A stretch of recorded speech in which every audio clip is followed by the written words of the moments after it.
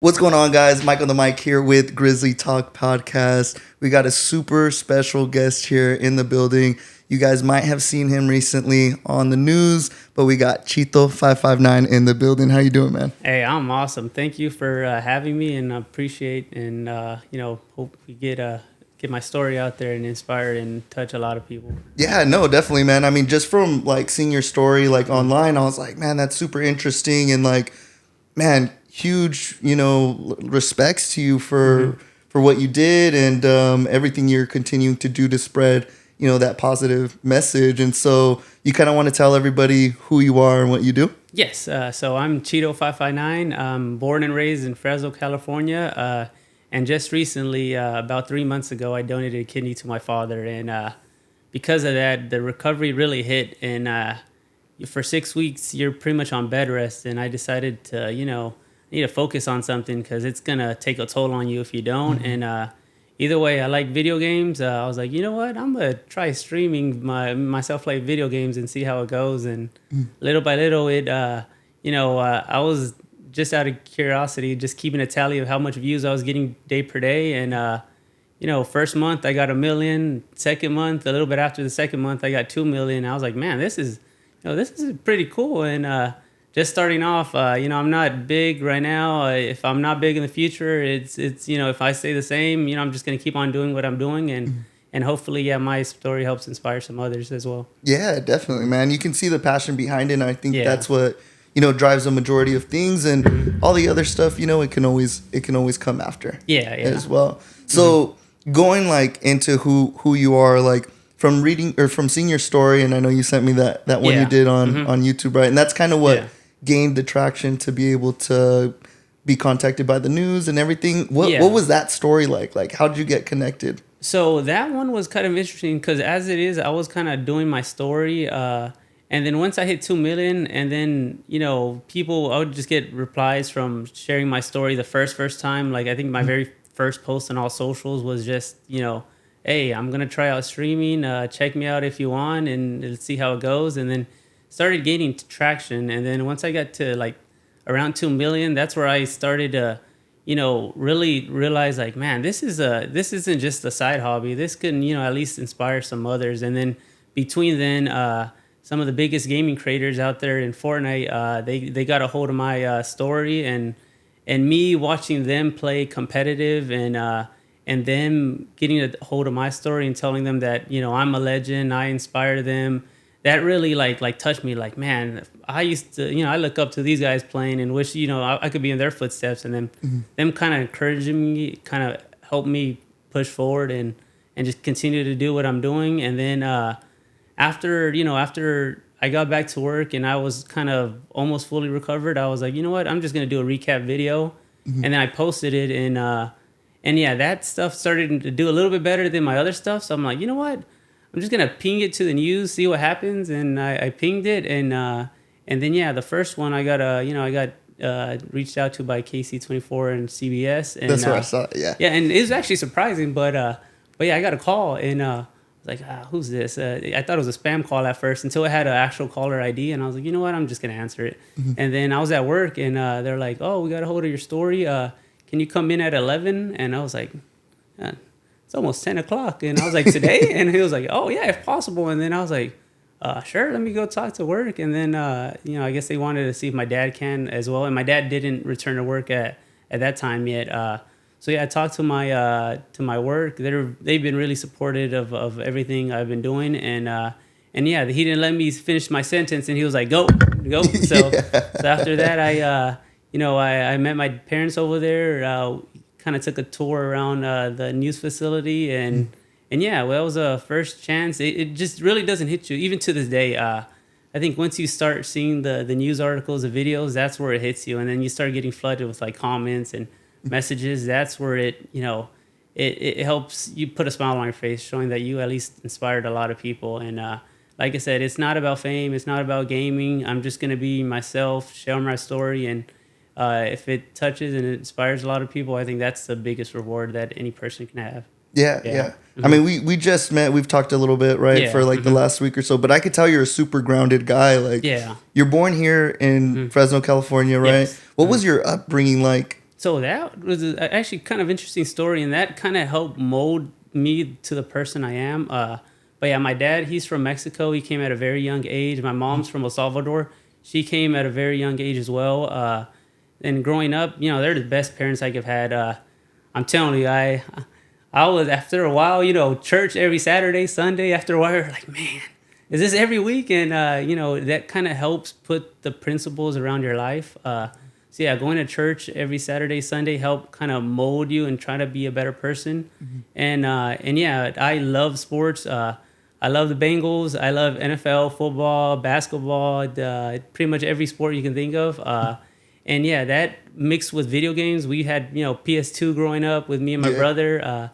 We loved playing those games. And then, you know, growing up through there, I would always be playing soccer. I wasn't the best at it. And now, like, looking back at it, I think the biggest thing is I'm a soccer coach now. So I realized that I think the biggest problem I had was I was playing out of position. So I would like to say that. So that's why I wasn't really, you know, the best. I enjoyed soccer, but it just, I felt like I was just playing a position I wasn't. I would play attacking and wings, and I'm more defensive, you know, counter attack player. So I'm like, you know, putting a defensive player in a like attacking position doesn't work out. You can't play, you know, quarterback at wide receiver. Yeah. So, not that I'm a quarterback wide receiver, but yeah, I think that helped out a lot. And then I grew up playing soccer, and that, like I said, just working with teammates, communication. I would always be a kind of a shy, timid guy. I was, you know, best grades, you know, a kid can have growing up.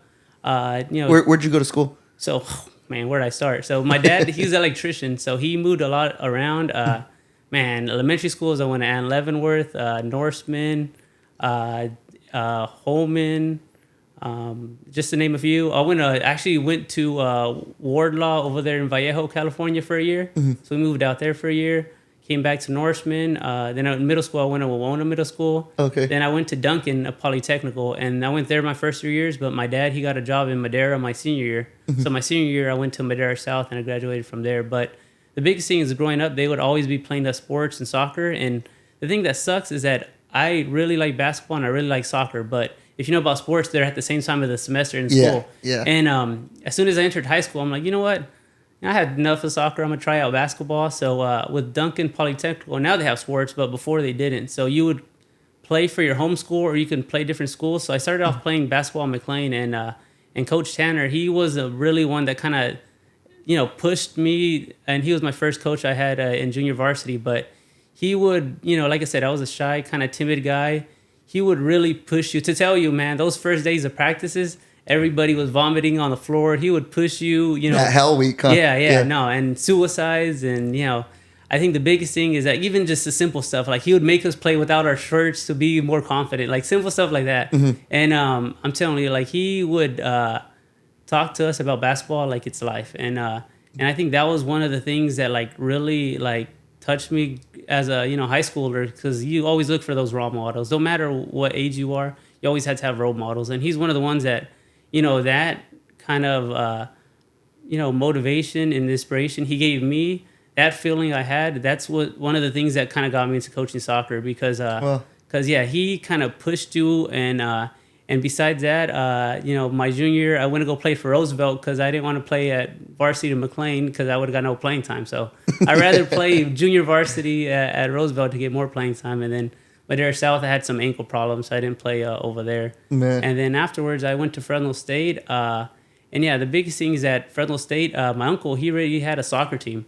So he would always be working, and he was like, hey, you should. And at that time, because my parents were living in Madera, I was going to move in with my grandma, and I did, and my grandpa, and lived there for year and a half, I think, or something like that. Mm-hmm. And yeah, that would be the home where everybody's at. So it would be, you know, my grandparents' house, but you'll be living with like 10 people sometimes. Yeah. Yeah. So I was with him, and my uncle, he would be there too, and he coached soccer, and he was like, hey, you should help me out. I'm working a lot. So I was like, you know what? I'm gonna, you know, I played soccer growing up, went to basketball in high school. I'm like, you know what? Let's go back to soccer. Let's see how it goes. Yeah.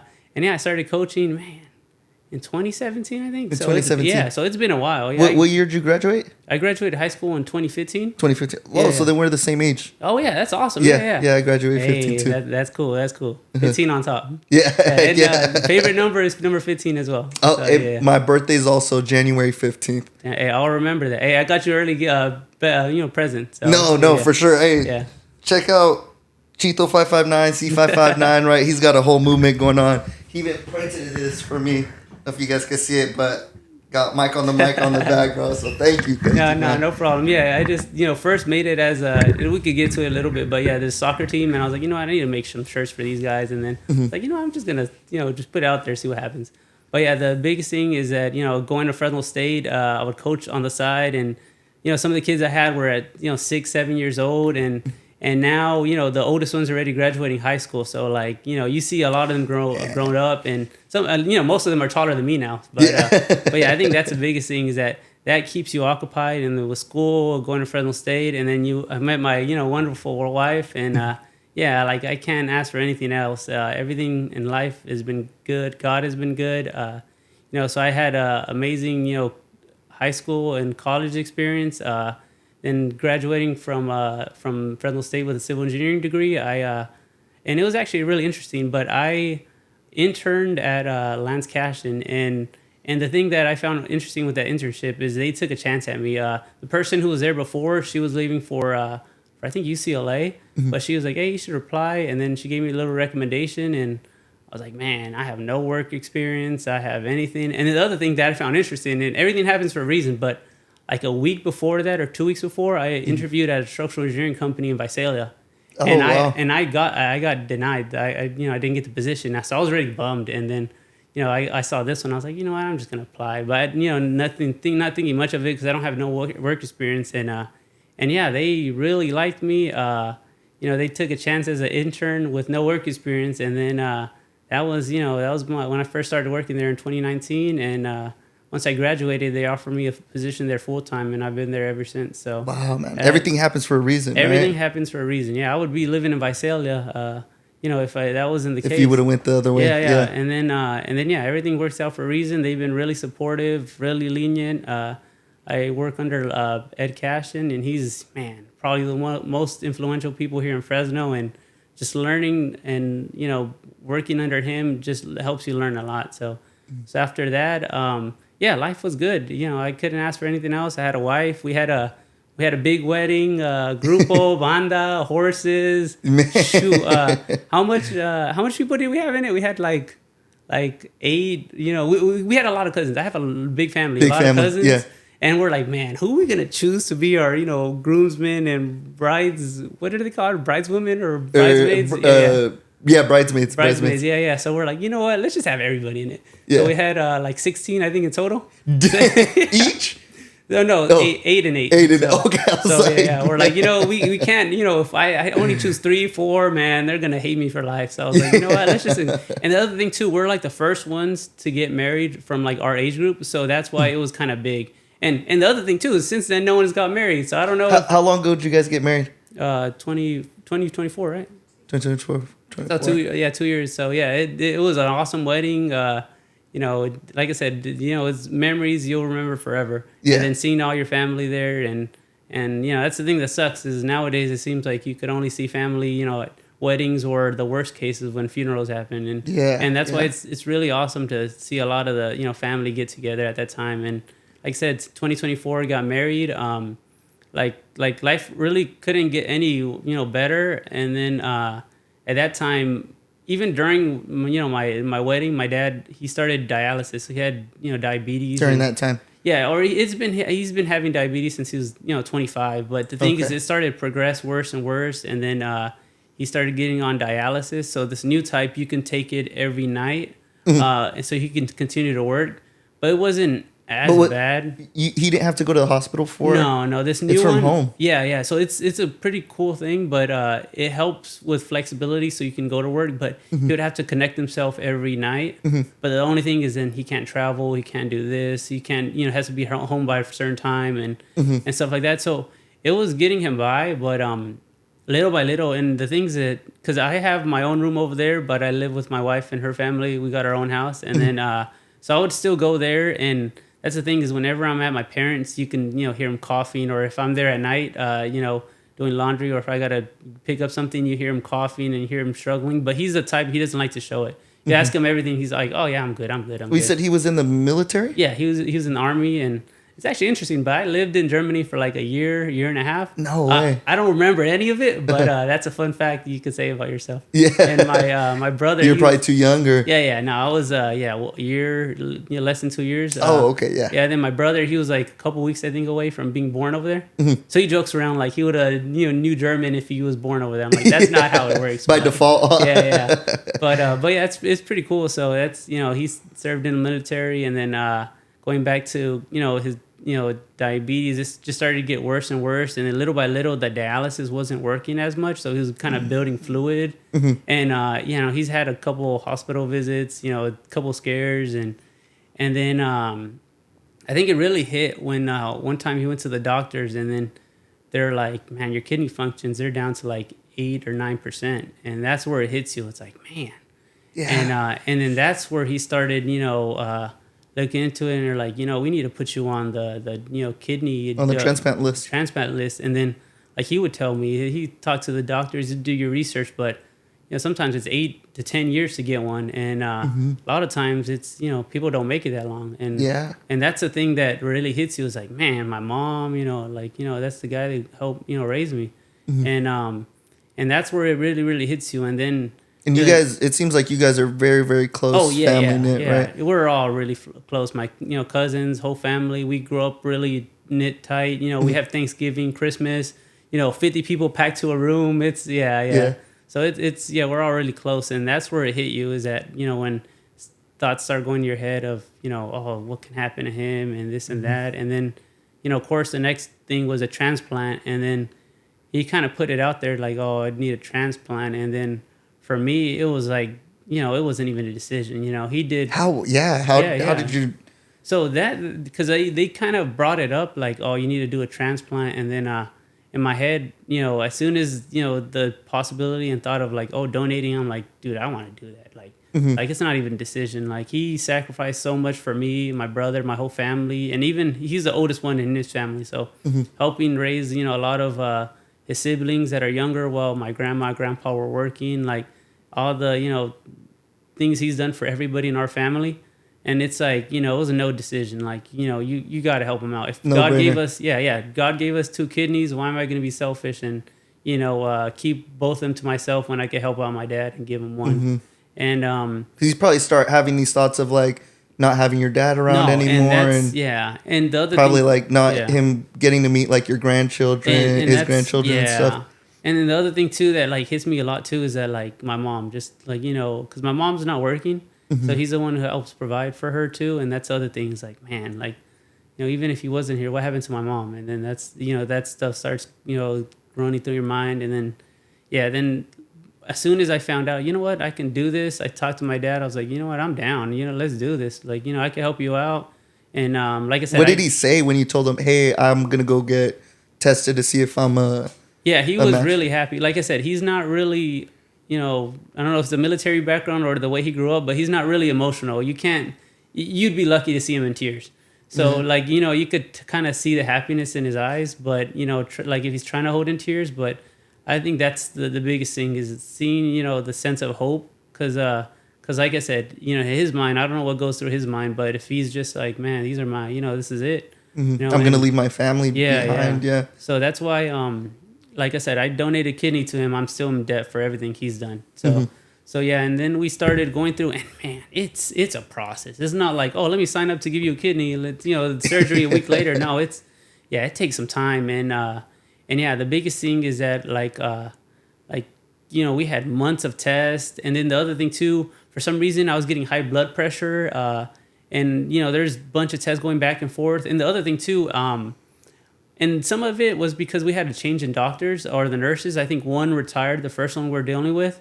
So when she retired, we got a new one, and then the catch up. So I think that was a little bit, a delay in the process. And we were going through UCSF, and they've been, awesome to work with. And how long was the process from start to finish? Man, maybe a year and a half, if not more. But the biggest thing is that for some reason they kept on having issues with myself. So like with high blood pressure, I would go to doctors and then they'll say I have high blood pressure. I'll go to my doctor and they're like, oh, you don't. And I'm like, what the heck? So that there's so much tests we had to go through. We had to take so much trips to San Francisco beforehand and, taking local testing here.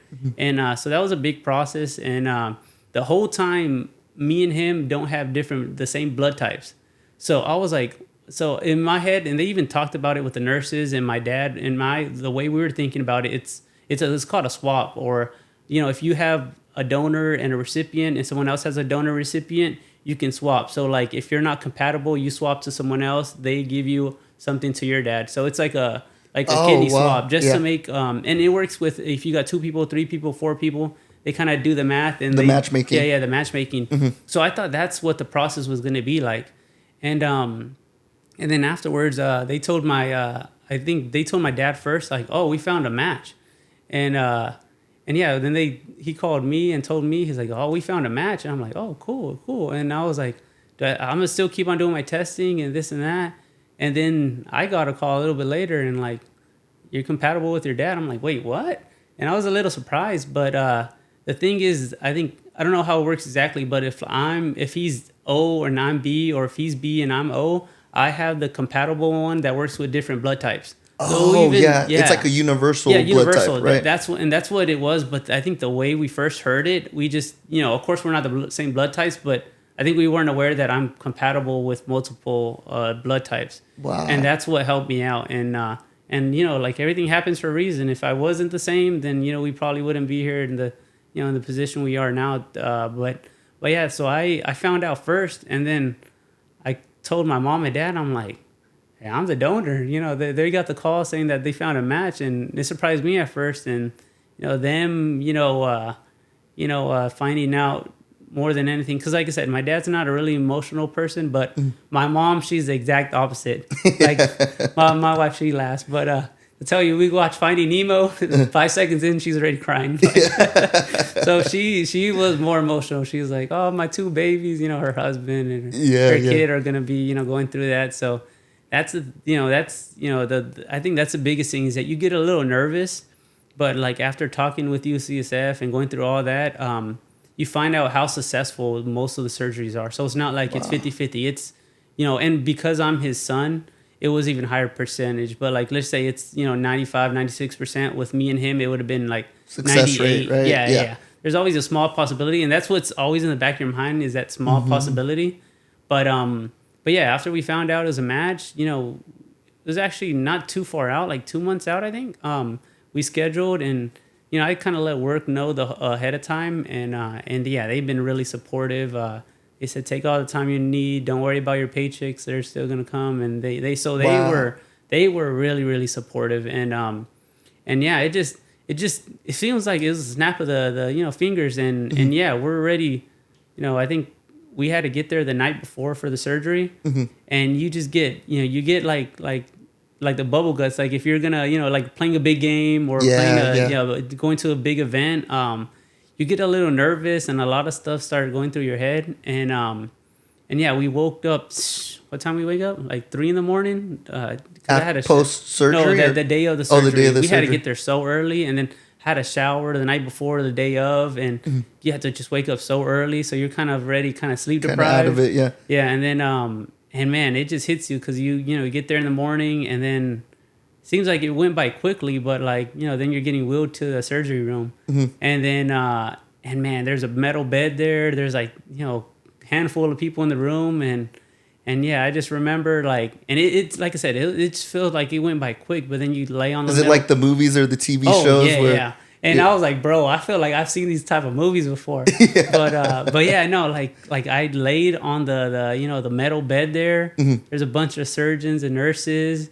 And then there's a bright white light in the middle. Over, kind of like this. Yeah. And I'm like, bro, like, and then it occurs to you, like, man, what if this is it? Like, what if, I don't wake up again? And so many things start going through your head. And like I said, I just remember them talking to me and they put the anesthesia on. And it was like the mask or whatever. Yeah. And then she started saying some stuff. I think she said something about like picture yourself somewhere. I'm like, I'm in the Bahamas. And I was, so in my head, I was like, I was still, because I knew everything was going to, I had a feeling, everything was going to go good. I knew, God's good. And, but it's still in the back of your head, you just wonder if this is it. But for the most part, I was pretty confident that everything was going to go well. And then, yeah, I just was out like, in a heartbeat. And then all I remember is waking up, and I'm telling you, it felt like it was 20 minutes. I was like, man, this was quick. And then my wife, I think you're the first one there, right? Yeah, and she was the first one, or she was there, and then I'm telling you, I was so out of it. Like I've never been drugged, but if I felt like if you were drugged, it was it. That's what it would feel like. And yeah, I'm telling you, the first thing, and the thing is, I'm like I'm kind of, at first I'm kind of shy, but if I'm talking, I can keep on talking for like 5 hours. And so that thing, like, like she calls me a yapper, but like with that, it was worse, man. Like, yeah, it was actually funny, but I remembered, I called, I think the first thing I asked was for my mom, right? And then I remember asking if my dad was okay, and they knew that they said everything was okay. But this is where it got funny, is I don't remember it, but I guess I told her, and I made her text my boss. I don't even remember what I made her text, and I guess I don't know if I got a little bossy, but I was like, let me see what you texted him, and it was funny, but I made her like text my own boss, and then to this day I need to check my phone. I don't even know what I sent him, so off the top of my head, but yeah, then I made her call my brother. He didn't answer the first time. I was like, call him again. And then my brother, he's kind of like my dad too. He's not really emotional, but he works at PG&E, so he works a lot of hours, and he answered. And I don't remember what I was telling him, but like I said, he's not really emotional, but he started tearing up. And that's where I do remember that. And yeah, it just, like I think little by little, the anesthesia starts wearing off. And I think it was the next day, right? Because I'm pretty much on bed rest. And I felt good. Like, to be honest. You couldn't walk or anything? I thought I could have. And that's the thing, is that all the anesthesia, like, I woke up, I was yapping, I was like, dude, this is... you feeling good? Dude, I was on it. I was like, let's go, dude. I could feel like, tell my boss I'm being back in 2 weeks, like, and yeah, the next day, man, once it wore off, I'm telling you, dude, it was bad. It was, like, I'm telling you, that's like the worst pain I've ever felt. And it's because all the painkillers, all the anesthesia. It just wears off. Oh, man. Like, to tell you, and I felt so bad because after surgery, my dad walked in on me. And I'm telling you, I couldn't move my lungs. So what happened? How was he moving around? Just kind of on a wheelchair, right? But he was good. Walker. Oh yeah, walker. So it's kind of funny, but like the surgeries that we had, they're like so contradictory. Like, for example, he was more comfortable sitting up. I was more comfortable laying down. Like when we like even on the seatbelt, the simple seatbelt stuff. Like I couldn't keep the seatbelt on my belly. And that's where he wanted it. Like, so it's just the way the surgeries are just, different reactions. But I think the issue was with me is that as soon as the painkillers, everything wore off, my lungs were in pain. So they couldn't open or close because they're just like stagnant. So I feel like I couldn't breathe. I could only like barely even take any shallow breaths. Yeah. And I remember I was tearing up, and that's where my dad walked in on me. And I was like, man, that's where he probably saw me. I was like, dude, my son's not good.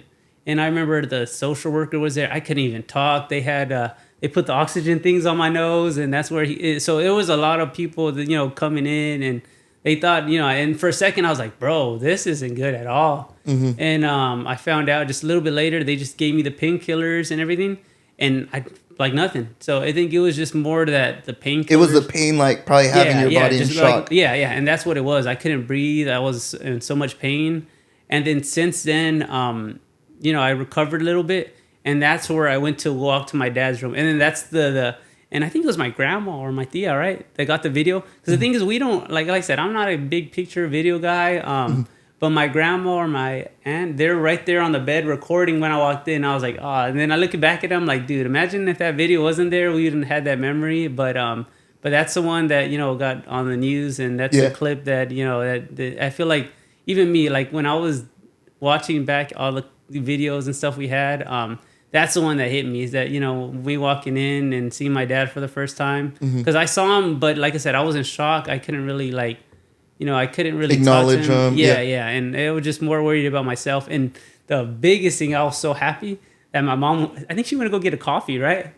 And like I said, she's the most emotional wreck you could think of. And I'm so happy she wasn't in on there because she probably would have been crying, running to get every nurse she could find on the floor. And yeah, it was, so I was happy she wasn't there at least. But yeah, she was there when I walked in on my dad. And was your wife with you too? Yeah, the whole thing. So it was, man, we had our squad there, but my uncle, he was there for a little bit, but pretty much we were there for a couple days. It was so we came in 2 cars. It was me, my wife, and my father-in-law, and then my mom, my dad, and then my grandma and my aunt.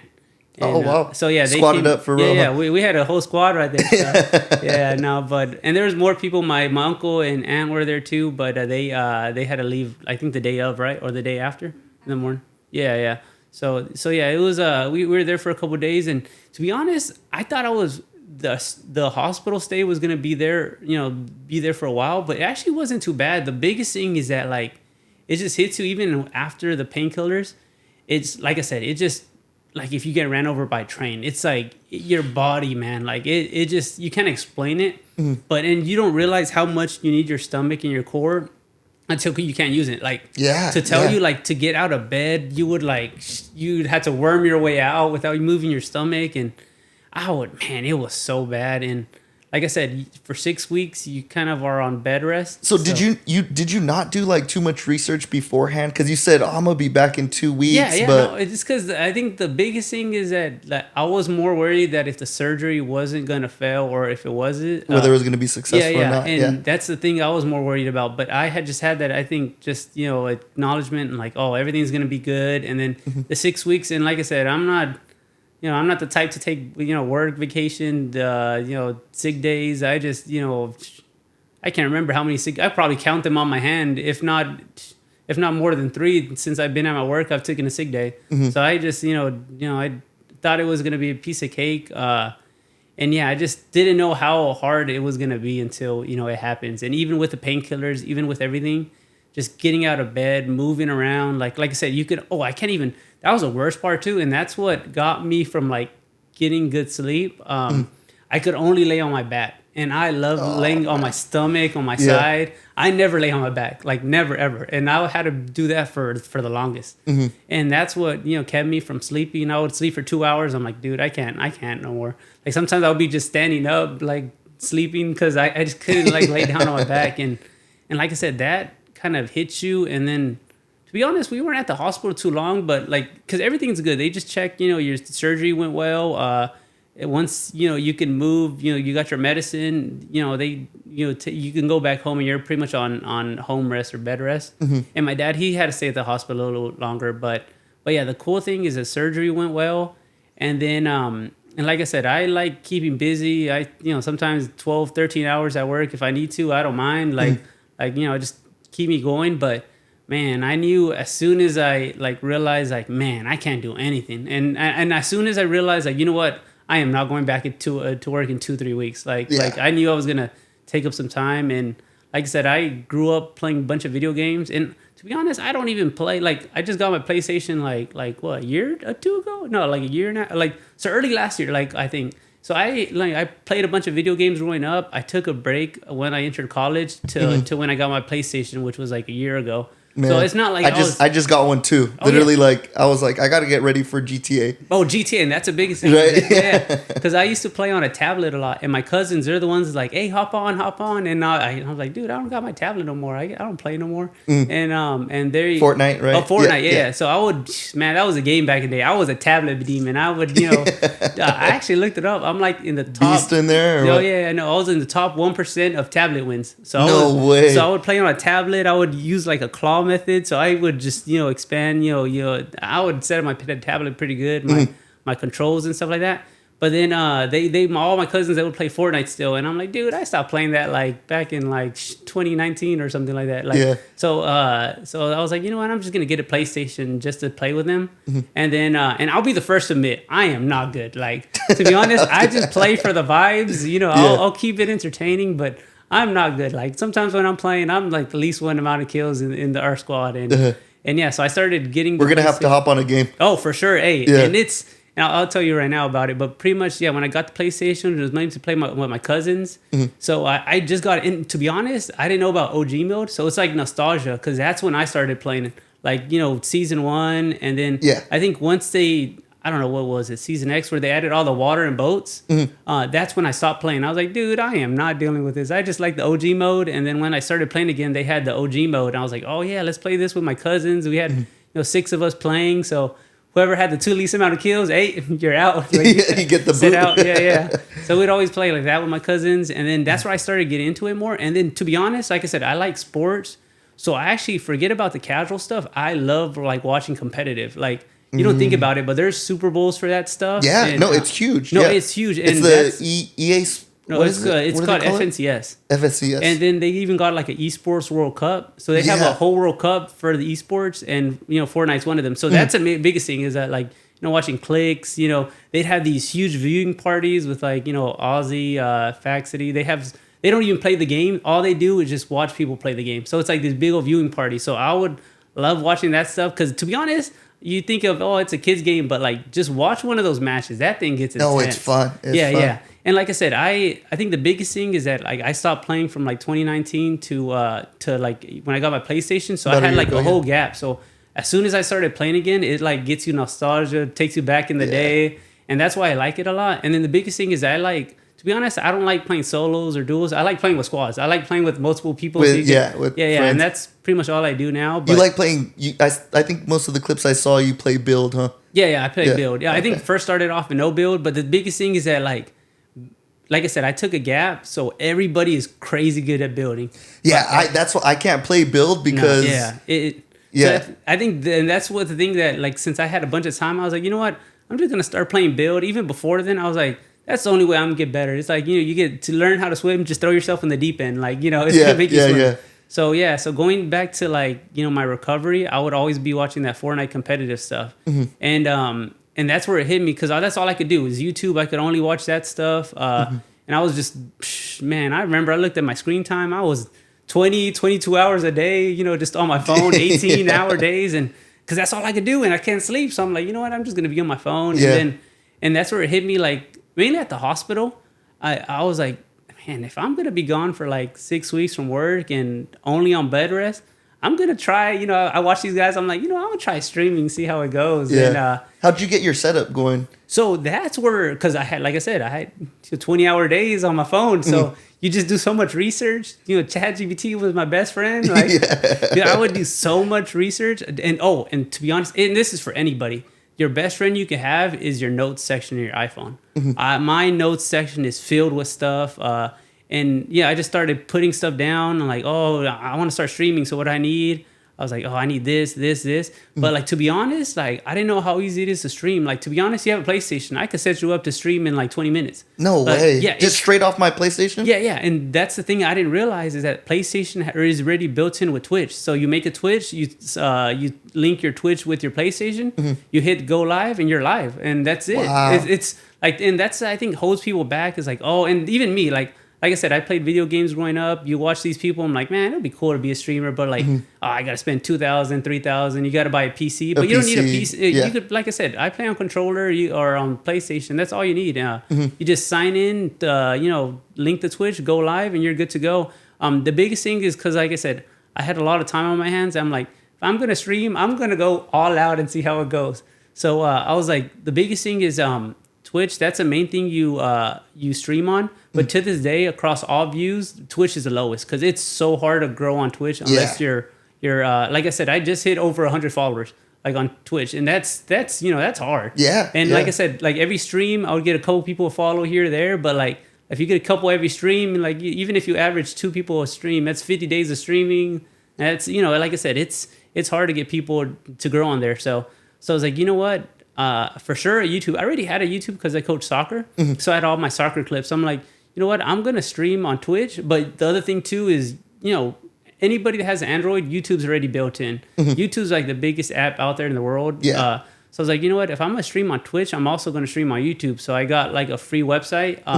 It's like Go Lightstream or something like that. But you link your Twitch to your YouTube, and as soon as you go live on Twitch, it already makes you go live on YouTube as well. Oh, okay. So that helps out. And then And I was like, you know what? Then I need to post. And this is where the reviews start coming in. For anything you do, you got to have like reels and shorts. Yeah. So, clips, yeah. So I was like, you know what? I'm going to make an Instagram. I'm going to make a TikTok. I'm going to make a Facebook. And Facebook, that actually does pretty good. Dude, Facebook is slept on. No. Yeah. And then, and Twitter. And Twitter, I was so close to not making a Twitter.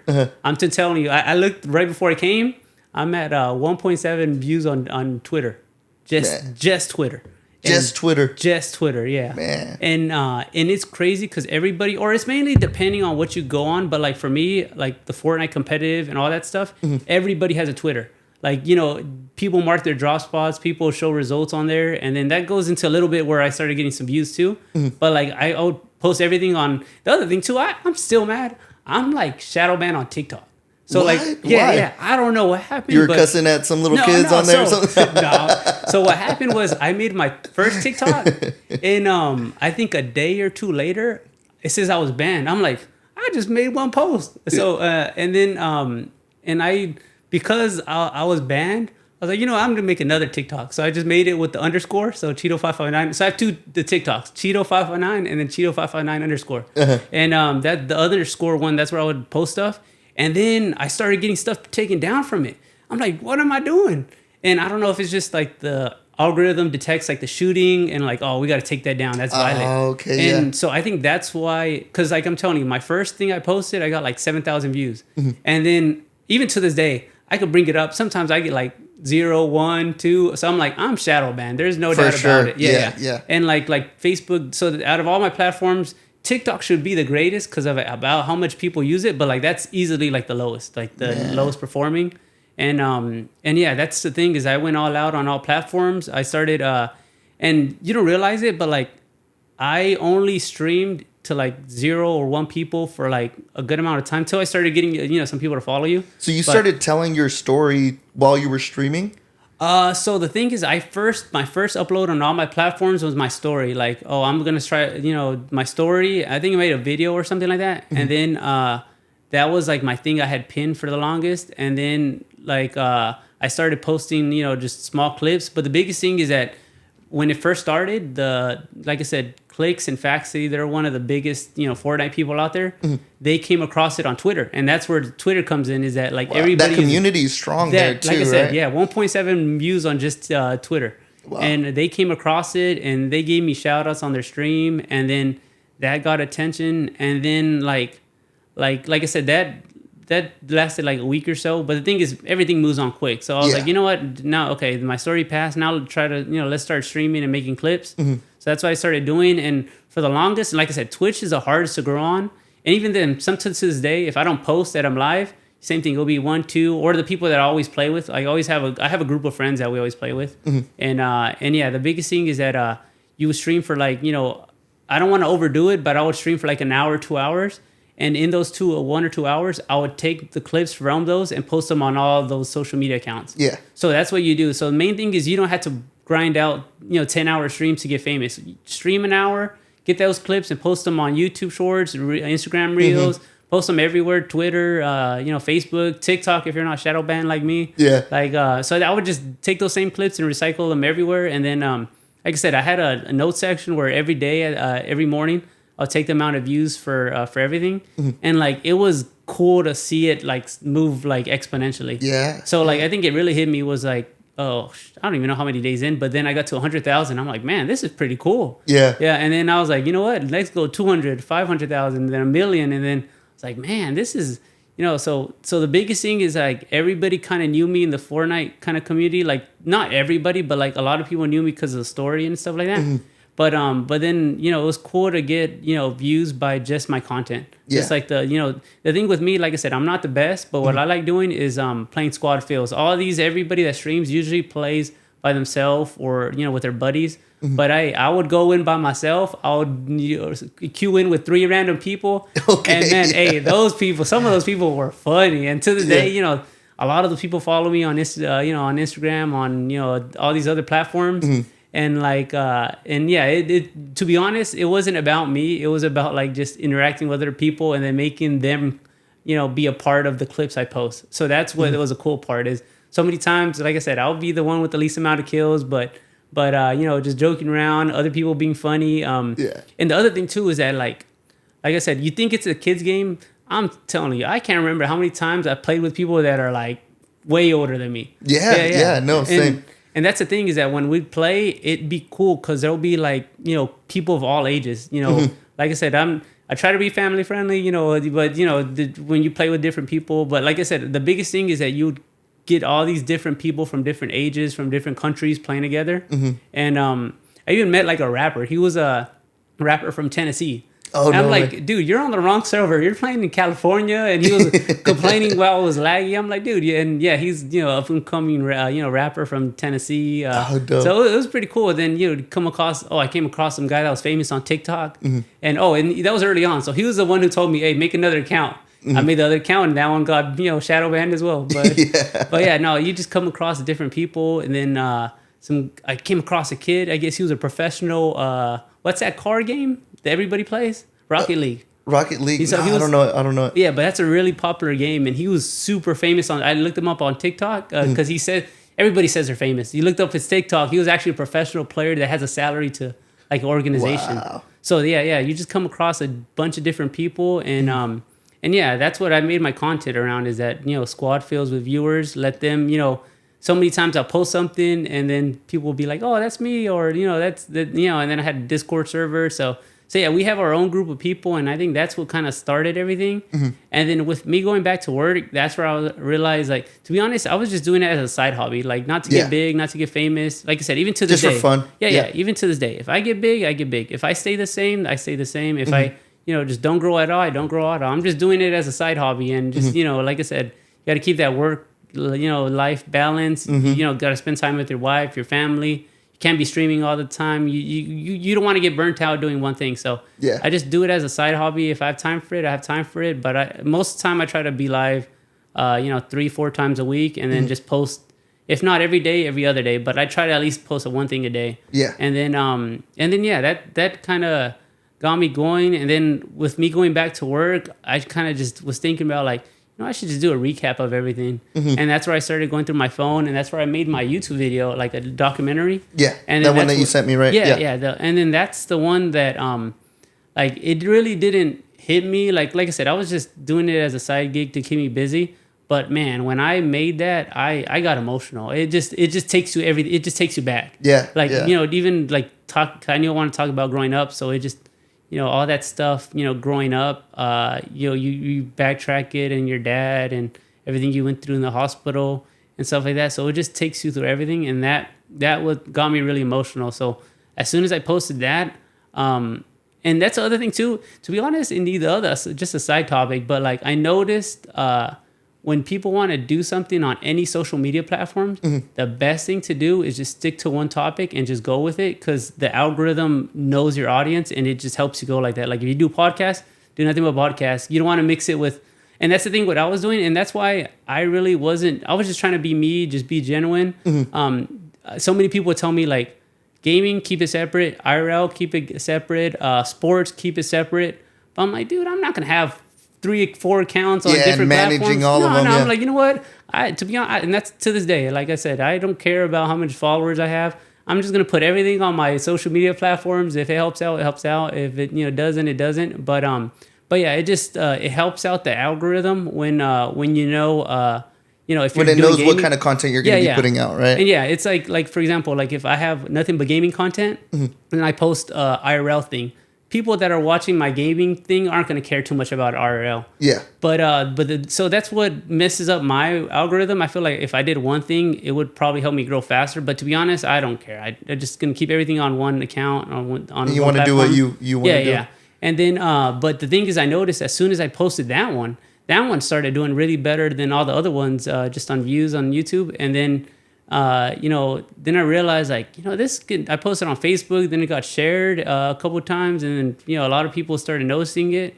And that's where I was like, you know what, I'm just gonna, this seems like and the main thing is because it got my family all emotional, and I was like, you know what, I like the pictures and everything you put in there. And then like just narrating it, like I said, and the other thing too, I just use CapCut on my phone. Don't make fun of me, but I'm not an editor, just put it on CapCut. Me either, bro. Me either, Yeah. Nah. So that's why, like I said, I didn't try to do too much. Just keep it simple. Just voiceover on my iPhone. Everything I do on the iPhone, no computer, anything like that.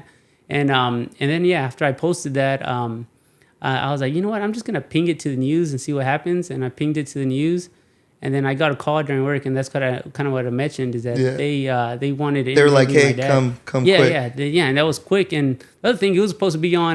We recorded at 11, I think, and by 12, they're like, "Oh yeah, we'll make it at 5:00." And then I was like, "Wait, what?" And then, but then it ended up just moving on to the next day because they're like, "We want to show us some more love," and that's where I was like, "Man, I wonder if that means that's a good story then." Yeah, and then, yeah, no, 100%. And then they posted it. I was on channel. I think 47. And they collabed with you on their Instagram, right? Yeah, they tagged me and everything. I was like, wait, I got a message about a collab. I was like, wait, what the heck is this? Mm-hmm. And then, they tagged me on the post. And I was on KC24 at, I think, 6. Or no, CBS at 6. And the other one at like 6:30 or 7. And then the other thing, too, on, I forgot what channel, but one of them. But the one that was at 6:30, it opened with my story. And that's where it hit me like, oh man, this is, they're opening with my story. I thought it was, to be honest, I thought it was going to be a little clip at the very end, and them opening with it, kind of started everything. And I was like, man, this, and then a lot of people, even to this day, we have people that like, oh, I saw your thing on the news. I'm like, and I'm like, dang, what does cool. your family say? Yeah, they we have a group chat with like, all 30 of us, but they're like, oh, mi famoso Chito and this and that. But I'm like, man, I'm just doing what, I feel like anybody in that position would have done what I did. Yeah. So it just... Is that what you got growing up? Like, growing up, that's what they called you as Chito? Oh, so that's a funny story, too. Uh-huh. So because my dad's name is Adan, and his name is Adan, too. So my mom would call me Adancito. But growing up, all my cousins were all the same age around there. They couldn't say Adancito, so they would say Chito. Chito. And so they just stuck with me. And the thing, too, is that when I started, I was like, you know what? I need to have a tag for everything. Mm-hmm. So like, Chito. I was like, 559. Let's see. Taken. I'm like, damn. Like, let me add another 0 or an O. So like Chito559 with an O. And I was like, damn, taken too. So I was like, you know what? Third time's a charm. Chito559 with 3 O's. And then I looked on every platform. It was available. So I was like, you know what? I'm going with it. That's it. That's it. Yeah. I actually got my mic on the mic from back in the day. It's crazy because talking to my girl about like the nostalgia of Black Ops 1 just got re-released on PS5, right? And that's what I grew up playing. Zombies, right? Zombies. Dude, my cousins were out. When we go to my cousin's house, it would be, man, that's all they... And the thing is, they're way more gamers than me, but that game was... 3 in the morning, staying up and playing. When it first came out, me and my cousin, we stayed up till like 2 in the morning. I think we got to like level 25 on Kino. Yeah. Kino, the one with the stage, right? Yeah. But man, super nostalgic.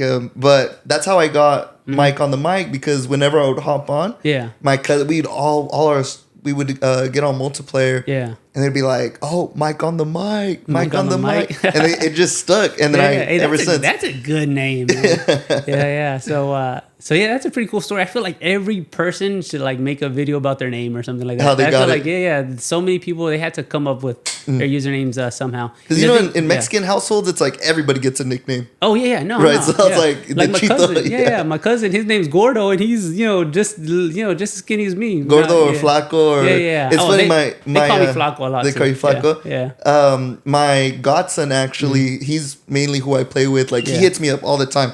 He was calling me to hop on the game earlier on too. Black Ops? On Fortnite. Oh yeah. And so he comes and spends the night. Dude, and I was telling him, I was like, or I was on the game on Saturday with him. Yeah.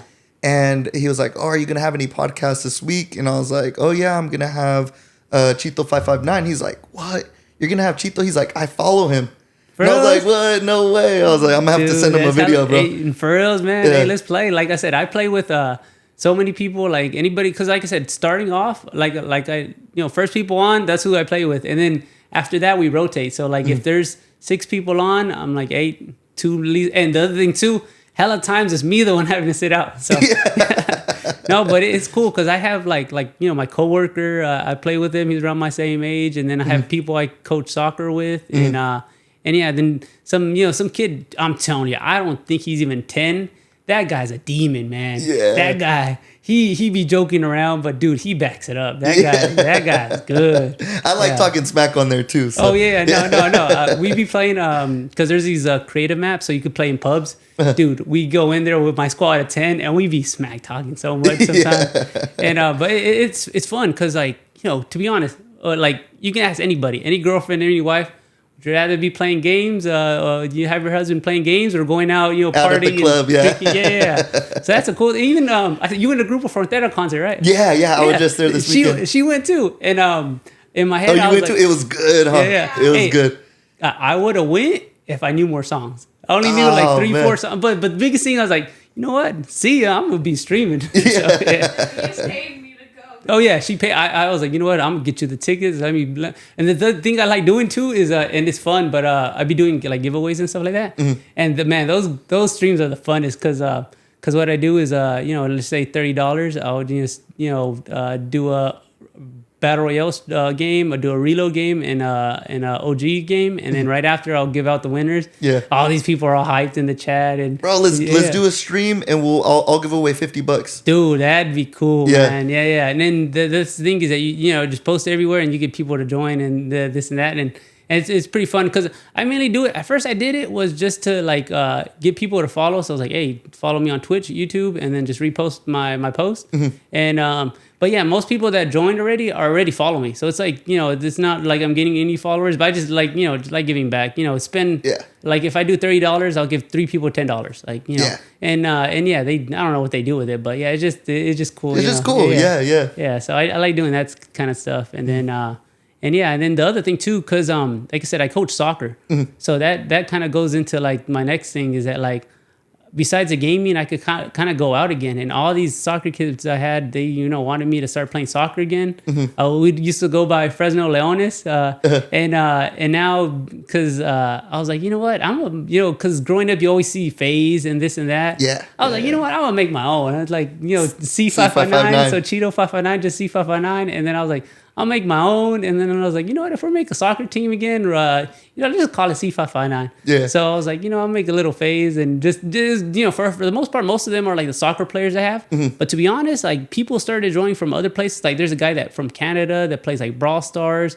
People that play Clash Royale, Marvel Rivals, people that just do content stuff. Some of my cousins and stuff like that. So I was like, you know what? I'm just gonna make my own org and just have people join just for the heck of it. And and either way, I was gonna start making those shirts too because I coach soccer. So I was like, we kind of play pickup games because we don't want to join a league. So we just play. For the most part, everybody's like high school age, and we be playing against full-grown adults.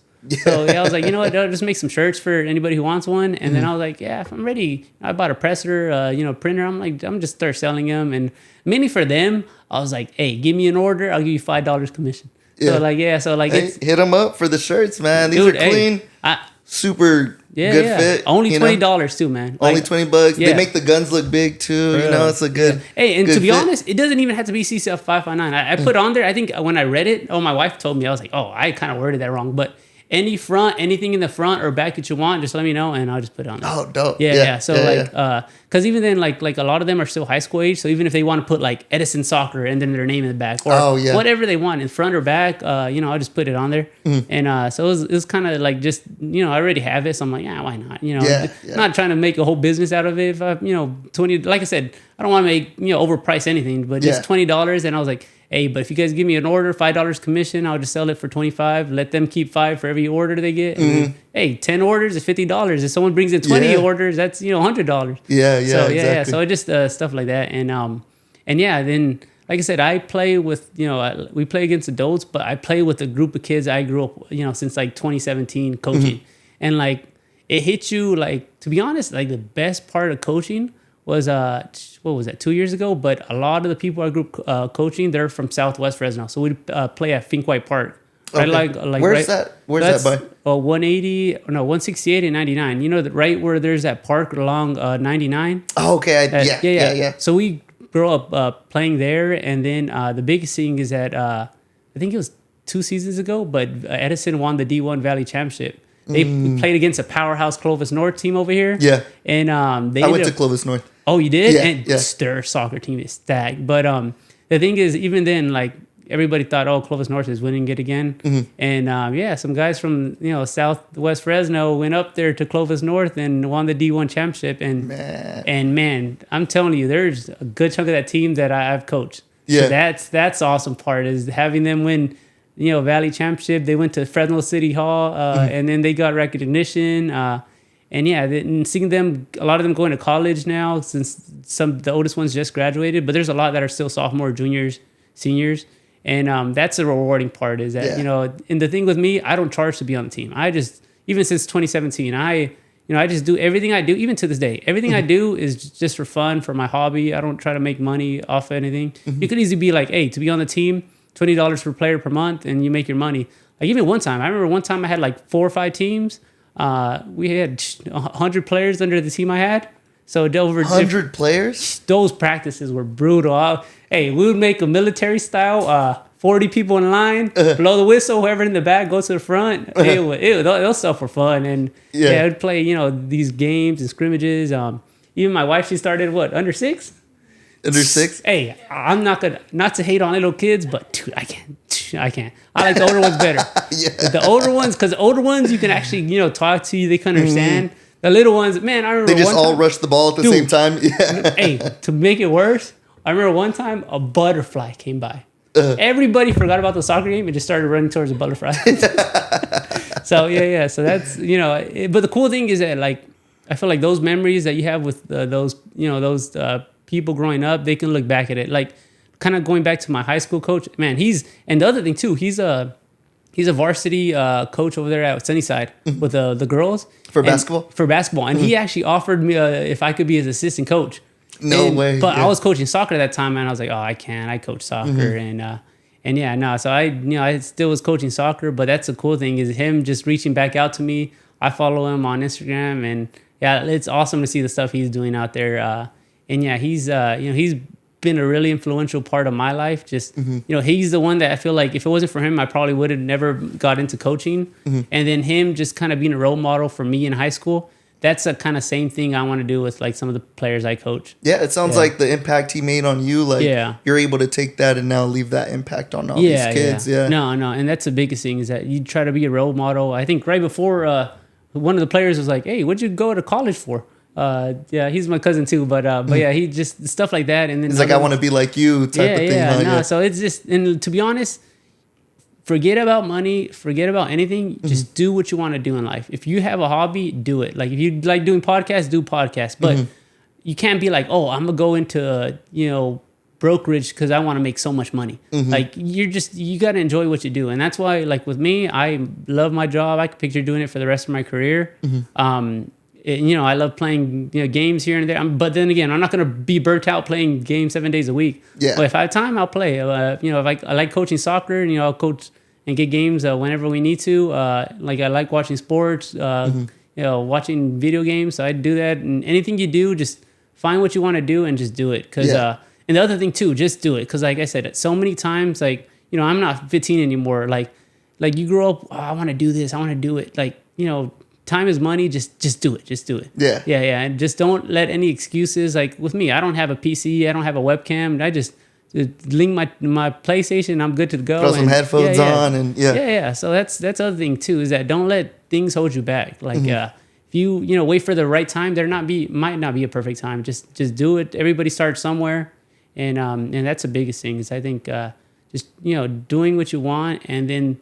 Try making a positive influence in the community and you see so many people from here in Fresno and area the stuff they're doing and that's I think that's an awesome thing. You just whatever you do, just try to make a positive influence and that helps out a lot with our community and with everything going on. No, thank you for doing everything you're doing, man. You're really making a difference here in the community, it sounds like. Just try to be a positive influence and I really appreciate, all the support I've received and like I said, I'm not going anywhere. So I'm going to just keep on doing what I'm doing. If I stay the same, I stay the same. If I get bigger, I get bigger, but I'm just going to keep on doing what I do and just enjoy it at the time while I'm at it too. How crucial is it to have like that support system though?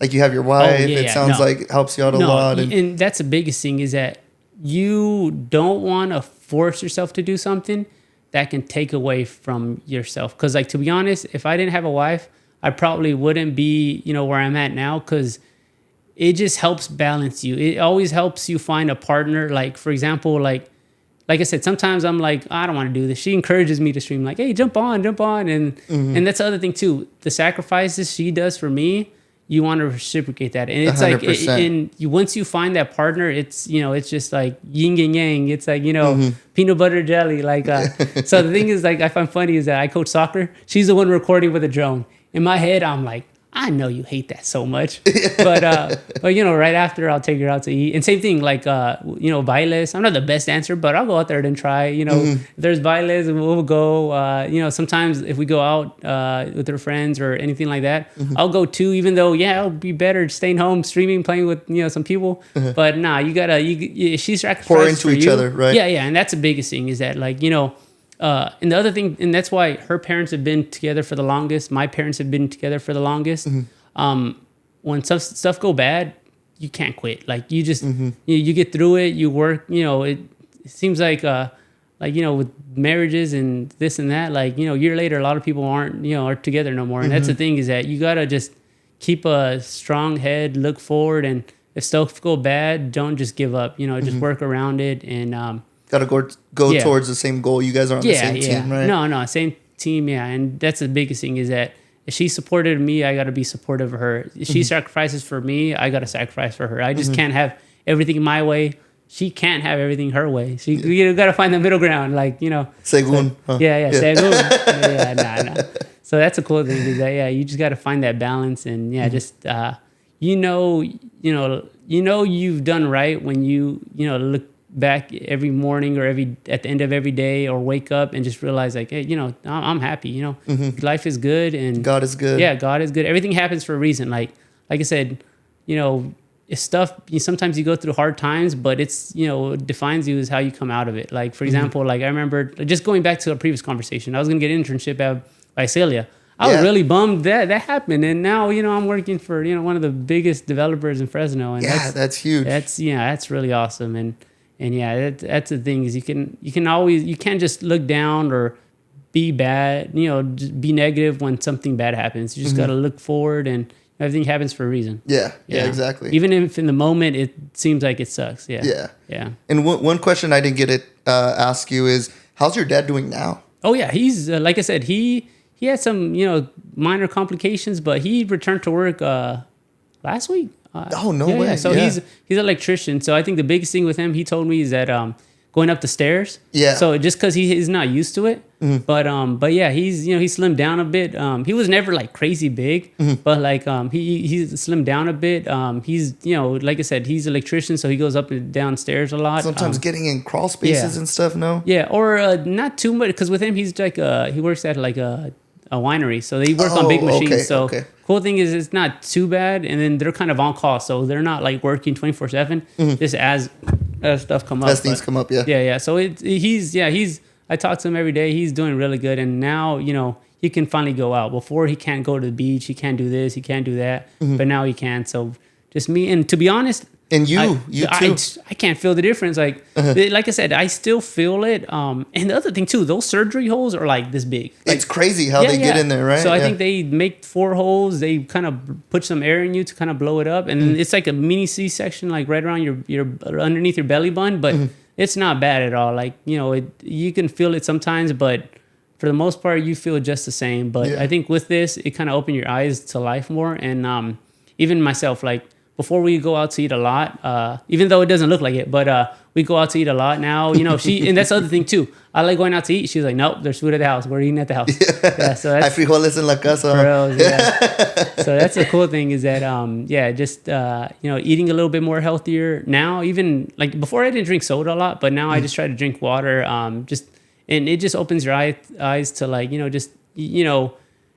can still have diabetes and still move on with your life, but it's just the better care you take yourself, the better. And that's the thing is that with myself, like I said, diabetes runs in the family. I don't know, I might have it in the future, but the biggest thing is that I want to take care of myself and be healthy. Even my uncle, he has the same thing, diabetes, but he's playing softball every Friday. So it's, you know, it's just a matter of how you take care of your body. So yeah, it, you know, like I said, you hear diabetes and you just, you know, if feel like, you know, if you know, sometimes people feel like their lives might be over, but no, it's, you know, you could still move on. Just be positive, take care of yourself. You know, one thing's not going to hold back your life. Yeah. And that goes with anything, you know, regardless of what you have. Any hurdle you have, just keep on moving, pressing forward, and, you know, life's going to be good. Yeah, yeah. It's all about how you move forward with things, Yeah, right? yeah. Just don't let one thing hold you back. Man.